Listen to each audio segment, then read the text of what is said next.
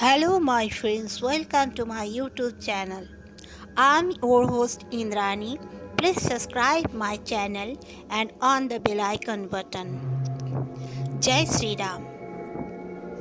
आज की स्टोरी सबसे पहली जो स्टोरी है ये रूपा जी के शेयर की हुई स्टोरी में आपके साथ शेयर कर रही हूँ। ये बात है वो जब छोटी हुआ करती थी उस समय की ये बात है। ये 1972 की स्टोरी है। वो गांव का नाम अपना ऑनियर नहीं करना चाहती, कोई बात नहीं, इट्स ओके। रूपा जी बताती हैं कि वो जिस गांव में रहती थी उस गांव के कुछ दूर ही एक जंगल हुआ करता था। उस जंगल में कोई भी इंसान जाने के लिए मनाही थी। पुलिस आकर हर लोगों को हिदायत दे जाते थे कि उस जंगल के पास अकेले कोई न जाए, और लोग उस जंगल से बहुत डरते भी थे और वो वहाँ से दूर भी रहते थे। पर जब उनको ठंड के मौसम में कभी कभार लकड़ियों की ज़रूरत पड़ती तो वो एक साथ एक टीम बनाकर जाते और वहाँ से ढेर सारी लकड़ियाँ काट कर ले आते और अपने घर में जमा के रख दिया करते थे। उस जंगल से शाम के 6 बजे के बाद से ही जैसे कुछ आवाज़ें आनी शुरू हो जाती थी। लगता था कोई लकड़ी तोड़ रहा है, कोई काट रहा है, और उसके साथ ही जैसे भयानक आवाज़ें भी आने लगती थी। लगता तो था कि कोई इंसान बहुत ही जोर से आवाज़ कर रहा है, पर वहाँ पर कोई इंसान जाता ही नहीं था उस तरह। पहले कई इंसान दोपहर में भी अकेले गए तो उनका डेड बॉडी ही मिला, वो भी पूरी नहीं, कटा फटा डेड बॉडी मिला करता था। इसके वजह से वो लोग वहाँ पर जाना ही बंद कर दिए थे। बच्चों को बहुत दिल करता कि वहाँ पर जाए खेले, बट घर वालों के मनाही पे उन्हें मानना ही पड़ता था। एक रोज की बात है, ठंड की मौसम थी।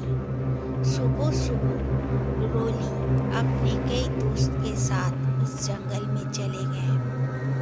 जाकर वो हाइड एंड सीक खेलने लगे। हाइड एंड सीक खेलते खेलते दोपहर होने लगी।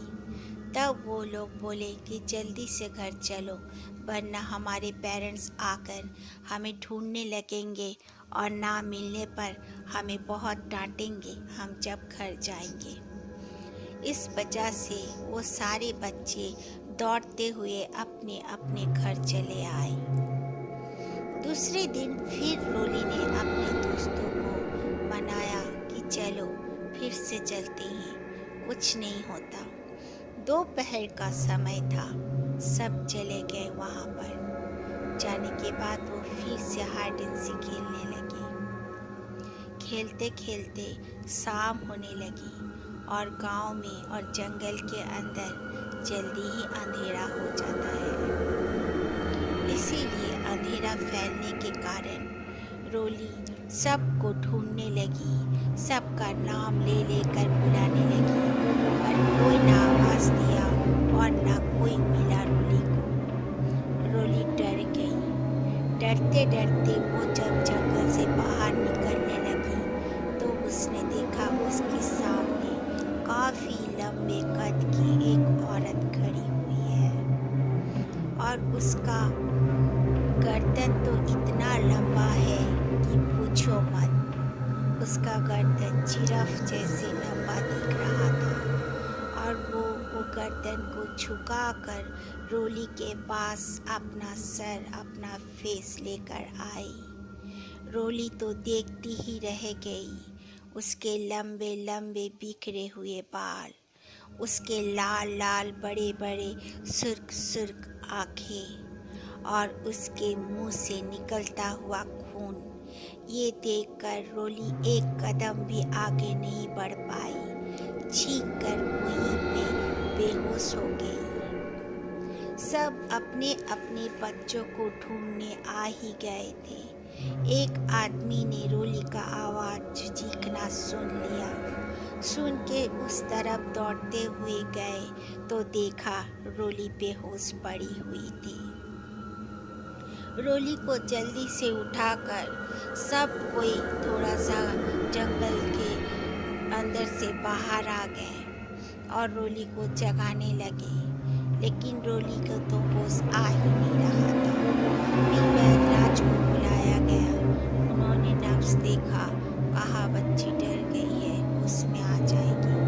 फिर होश में आते ही सब पूछने लगे कि क्या हुआ था और बाकी बच्चे कहाँ हैं। रोली ने कहा मुझे नहीं पता, मैं तो ऐसे एक डरावना ऐसा एक मंजर देखी कि मैं चीख कर बेहोश हो गई और जागने के बाद आप सबको देख रही। उसके साथ घटी हुई हर बातें उसने कहा और सब दाढ़े मार मार कर रोने लगे कि उनके बच्चे दोबारा उन्हें कभी नहीं मिलेंगे, क्योंकि सब जानते थे उस जंगल में जाना मतलब मौत। ओके, और फिर इसके बाद सब ने अपने अपने बोरिया बिस्तरा बांधकर नीचे के गांव में बसने चले गए। कोई भी यहाँ पर रहने के लिए तैयार ना हुआ। पंचायत ने बहुत कहा कि जंगल बिना गए हम लोग यहाँ पर रह सकते हैं, पर कोई नहीं माना। कई वृद्ध व्यक्ति और औरतें वहाँ पर तो रह गए, क्योंकि वहाँ पर फसल बहुत अच्छी होती थी। बाकी जवान बच्चे कोई ना रहे उस गांव में। उस गांव को सारी जिंदगी के लिए हर किसी ने अलविदा कहकर दूसरे दूसरे गांव में बसने चले गए। चाहे इस गांव में जैसे वो लोग अच्छी जिंदगी बिता रहे थे, यहाँ से कम ही अच्छी जिंदगी उन्हें बिताना पड़ी सोचकर, पर इस गांव में मौत को गले लगाना उन्होंने चुना नहीं। थैंक यू रूपा जी, आपने हमारे साथ ये स्टोरी शेयर किया, पर आपने गांव का नाम ऑन एयर करने के लिए मना क्यों किया मुझे नहीं पता। प्लीज़ मैं चाहूँगी कि आप और एक स्टोरी मेरे साथ शेयर करें और उसमें मैं इस गांव का भी नाम ऑन एयर कर सकूँ। ये सेकंड स्टोरी है जेम्स का। जेम्स बताते हैं कि वो लोग जब छोटे छोटे थे तब उनका पापा का ट्रांसफ़र राउरकेला में हो गया।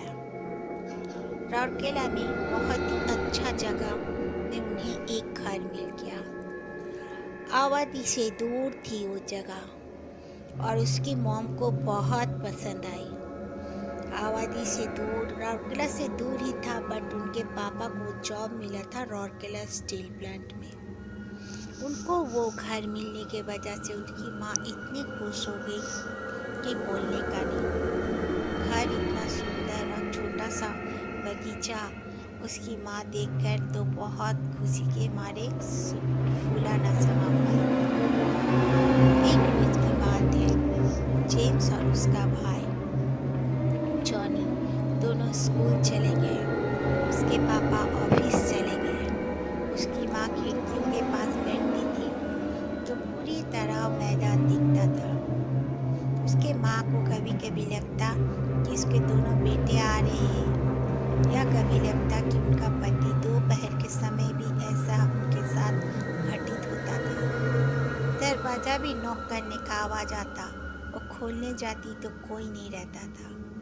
2-4 बार ऐसे होने के बाद उन्होंने अपने पति से यह बात कह दी। उनके पति ने हंसकर टाल दिया। फिर एक रोज की बात है, जेम्स और जॉनी दूसरे कमरे में सोते थे। उसके मॉम और डैड दोनों एक कमरे में सोते थे। अचानक से उसके पापा के सर पे जैसे किसी ने हाथ रखा है। वो सोचे कि उनकी वाइफ का हाथ है। वो हटाने लगे तो देख रहे हैं बर्फ जैसा ठंडा था वो हाथ। वो डर गए। फिर डर के मारे उन्होंने कहा इतना ठंडा, उठ बैठे और उनका पत्नी का हाथ में वो हाथ डाले तो देख रहे नहीं, जैसे नॉर्मल टेम्परेचर इंसान का रहता है उनके वाइफ का वैसा ही है। फिर ये ठंडा हाथ किसका था?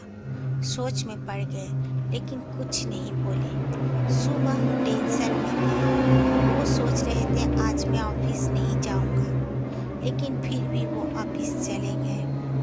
ऑफिस जाने के बाद उनको बहुत टेंशन हो रही थी, क्योंकि उनकी बीवी उस समय बिल्कुल अकेली रहती थी। उनके दोनों बच्चे 10 बजे स्कूल चले जाते और 4 बजे लौटते थे। यही सोच सोच कर वो वापस चले आना चाहते थे।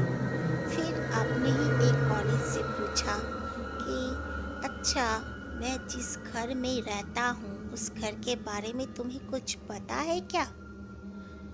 तो उस कॉलिग ने कहा, आप पूछना क्या चाहते हो, क्या जानना चाहते हो?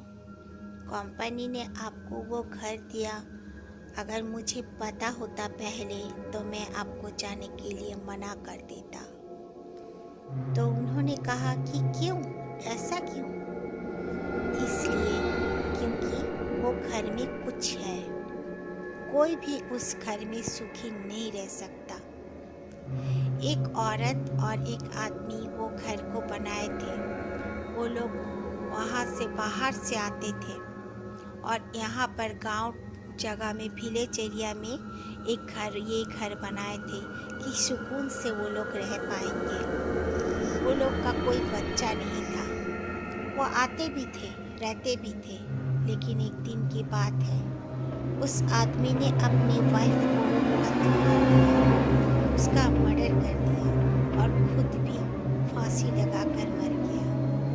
पहले तो सबने सोचा कि ये कोई चोर का काम होगा या कुछ, लेकिन बाद में उसके पोस्टमार्टम से पता चला कि उसके बीवी के गले में जिस उंगलियों का निशान उसका पति का ही था। ये सुनकर जेम्स के पापा के तो पैरों तले जमीन खिसक गई। वो दौड़ते हुए अपनी बाइक लिए और घर की ओर चले आए। आकर जल्दी से दरवाज़ा को नॉक करने लगे, लेकिन 15 मिनट हो गए उनकी बीवी दरवाज़ा नहीं खोल रही थी। उन्होंने सोचा अब मैं दरवाज़ा तोड़ दूंगा। जब दरवाज़ा खोल रहे थे तो देख रहे पीछे के दरवाजे से कोई एक आदमी लांग कर वो गार्डन से चला गया। दुबला पतला सा आदमी। वो सोच में पड़ गए। फिर जब उनकी बीवी ने दरवाज़ा खोला तो कहा, कौन था वो आदमी? वो चिल्लाने लगे उसमें। तो उन्होंने कहा, मैं कौन? मैं तो कोई आदमी को नहीं देखी, कौन आया था? बोला, वो मेरे पास ढोंग कर रही हो। उसकी बीवी का गला वो दबाने लगा। तब वो जो पुलिस था जिसने उनको कहानी बताई थी, वो भी अपना बाइक से उनके घर की तरफ आ गए। भगवान को तब उनके मौत का मंजूरी नहीं थी। आकर बोलने लगे, सर आप ये क्या कर रहे हो? मैं आपको रोकना चाहता था लेकिन आप चले आए। मैं आपके साथ ही आना चाहता था इस घर में, आपको बहुत सी बातें बतानी थी। तो उनका जैसे होश आया, उन पे जैसे कोई सवार हो गया था। तो उन्होंने कहा, थैंक यू, तुमने मुझे अपनी बीवी को मारने से रोक लिया, लेकिन बात क्या है बोलो? बोले, एक नहीं, यहाँ पर 3 फैमिली बारी बारी से जो भी आए हैं सब ने अपनी अपनी वाइफ का मर्डर किया है। मुझे भी ठीक से पता नहीं था, ये बात मेरे दूसरे कॉलीग ने मुझे बताया, वो भी आया हुआ है हमारे साथ। सर, ये घर आप अभी खाली करो और अपने बच्चों को लेके चलिए। आप लोग को जितना सामान लेना है ले चलो, हम लोग गाड़ी पिकअप लेके आते हैं। फिलहाल गेस्ट हाउस में आप लोग शिफ्ट हो जाओ, उसके बाद घर देख लेना और उसमें शिफ्ट हो जाना। उन्होंने कहा, ठीक है, अगर तुम लोग हमें मदद करोगे तो ज़रूर हम रह सकते हैं। ये इंसिडेंट जेम्स के पापा मम्मी के साथ होने के बाद उसके पापा ने बहुत पूजा पाठ करना चालू कर दिया। आज तक वो पूजा पाठ करते हैं। पहले वो ना कभी पूजा पाठ करते थे, ना मंदिर जाते थे। यहाँ तक कि उनकी बीवी अगर जोर से शंख भी बजाती थी तो कहते थे, धीरे धीरे उसके बाद से वो खुद ही पंडित जैसा बन गए और कभी कोई प्रॉब्लम उनके साथ ऐसा फेस नहीं हुआ। जेम्स कहते हैं कि ये हमारे साथ ये इंसिडेंट होने के बाद हम बहुत डर गए थे। जेम्स और उसका छोटा भाई दोनों अभी बड़े बड़े हो चुके हैं और वो लोग जॉब करते हैं। उन लोग का नाम एक्चुअली में है सौरभ और सही। ओके, थैंक यू जेम्स, आपने हमारे साथ ये स्टोरी शेयर किया और ये लोग बंगाल के रहने वाले हैं। ओके फ्रेंड्स, आपको भी अगर मेरे साथ स्टोरी शेयर करनी है तो मेरे कमेंट बॉक्स में ज़रूर कर देना। Thank you. जय श्री राम, जय श्री राम।